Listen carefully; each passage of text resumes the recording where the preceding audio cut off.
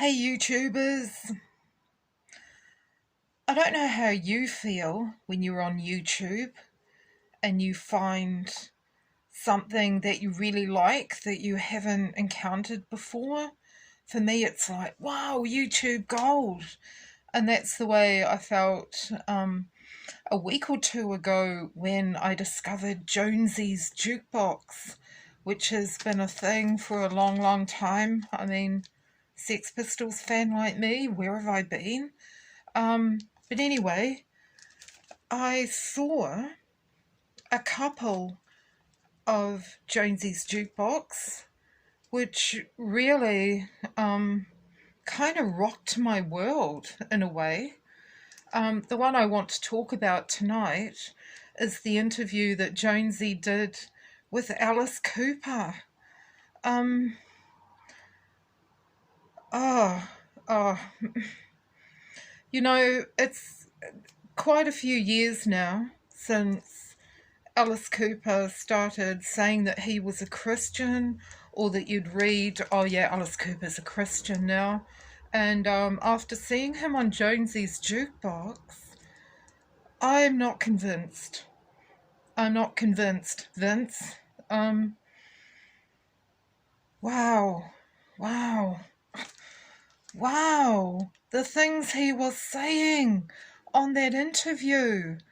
Humble bragging about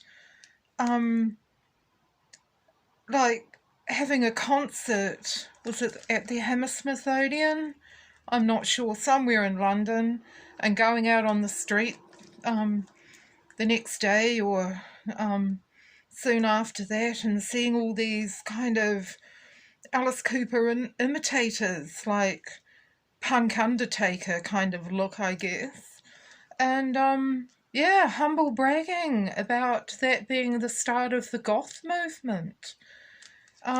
Is there anyone who does not know that goths are renowned for being into very gloomy, depressing music and stuff, and that a tendency to suicide is higher in that group? And there's Alice Cooper, like, proud of that. Did not compute with me. I just did not like that. I didn't like that at all. And, I mean, I remember back in the day really loving Only Women Bleed. And I remember buying a cassette of that Poison song, of that album, and really liking all the songs on that. I was at Alice Cooper's concert in Auckland at Mount Smart Stadium. Loved all the costume changes. It was very theatrical. I really appreciated that. The man is talented. He's a great artist. So's the band. They're all talented in that way. But yeah, after seeing him on Jonesy's Jukebox and hearing, because Jonesy asked him about the origin of his name, the name Alice Cooper, and I won't reiterate the story that he said, but the next bit was he was asked about the rumour of the name coming from a seance, and so we clarified that. Apparently it was, I don't know, some woman and her scary grandmother or somebody who had a seance, and they asked, who is Alice Cooper? And the thing spelt out Vincent Furnier, which is, of course, Alice's real name. And Alice told Jonesy he didn't believe in that at all. And I'm like, what, you don't believe? Why are you a Christian? Why do you say you're a Christian if you don't believe in the supernatural? It's like, what do you think it's about? Not the dark side, which he represents.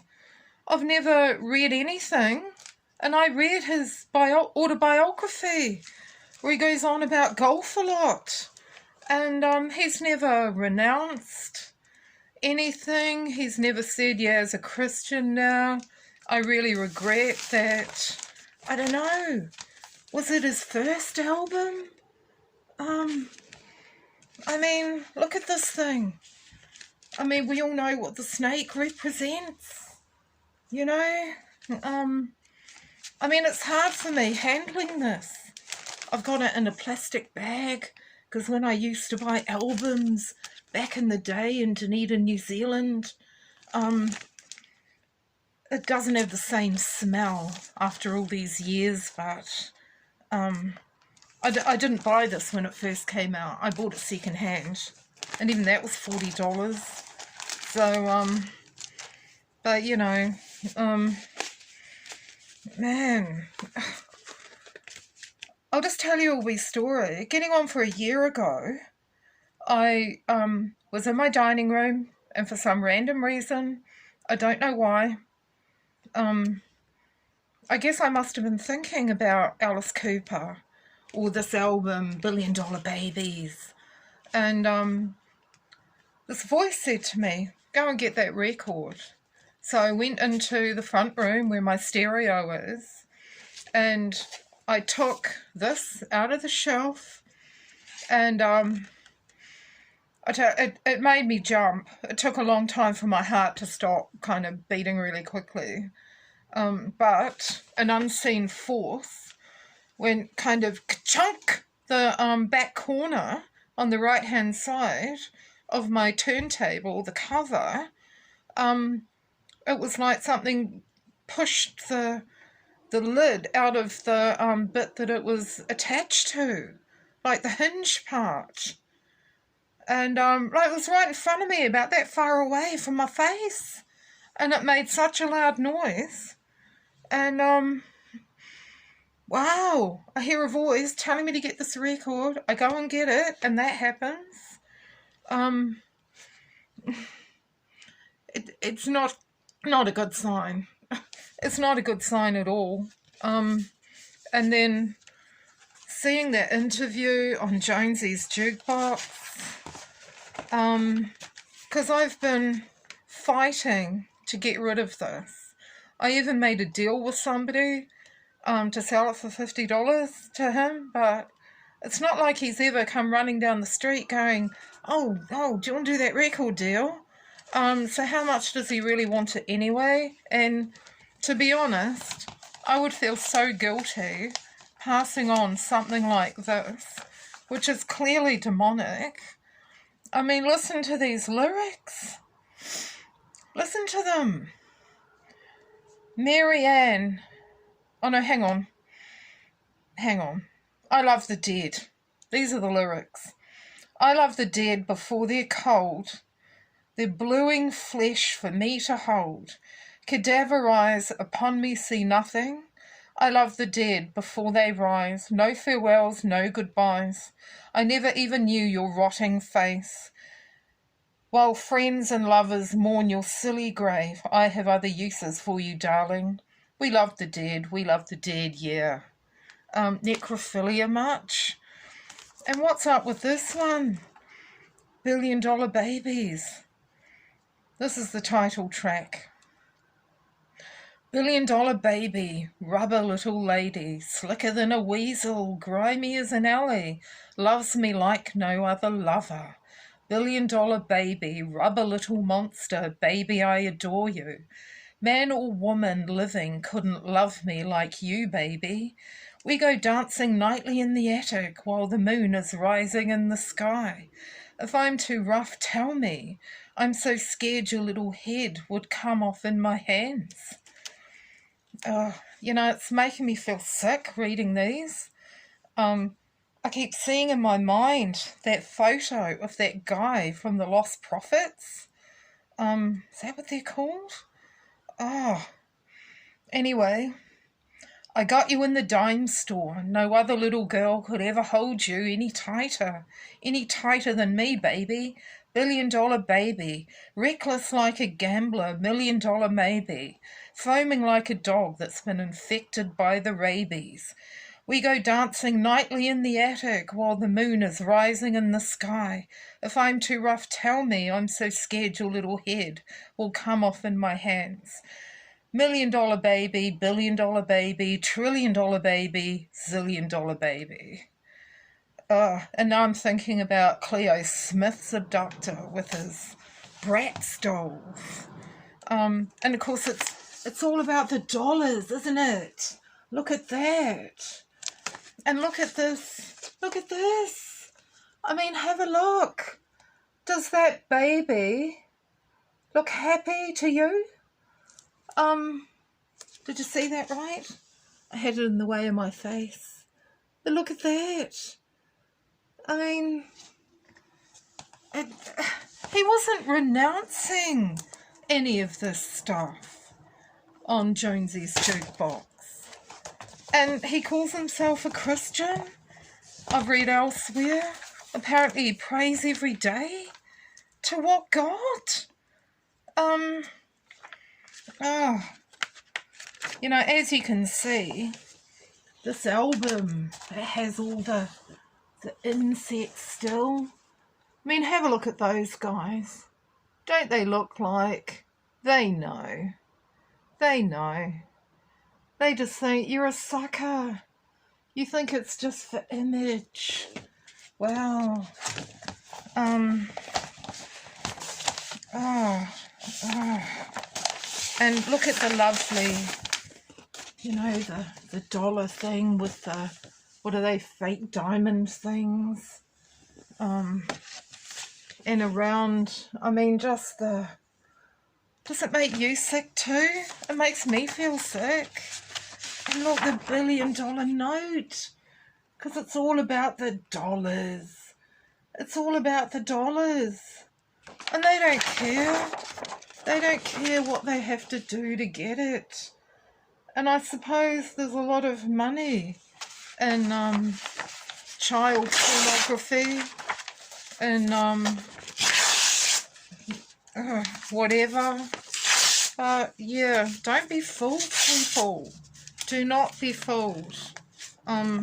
Just because they say they're a Christian doesn't mean they are. And yeah, I'm just, it hurts me to do this. I mean, like, I've kind of treasured this album because it was rare. But I just, you know, when you hear a voice saying, go and get that album, and I don't mean a creepy voice saying, go and get that album. I mean, go and get that album, Sam. And that happens. Paranormal activity. Who needs that? Who likes that? Even if people believe you, and often they don't, how can I break this best of all? How can I snap this? So, because it's in perfect condition. Not anymore. For all those of you who hate the sound of nails down a blackboard. Sorry about this. But I've just got to get rid of it. I can see I've got a lighter over there for my candles. I'm gonna...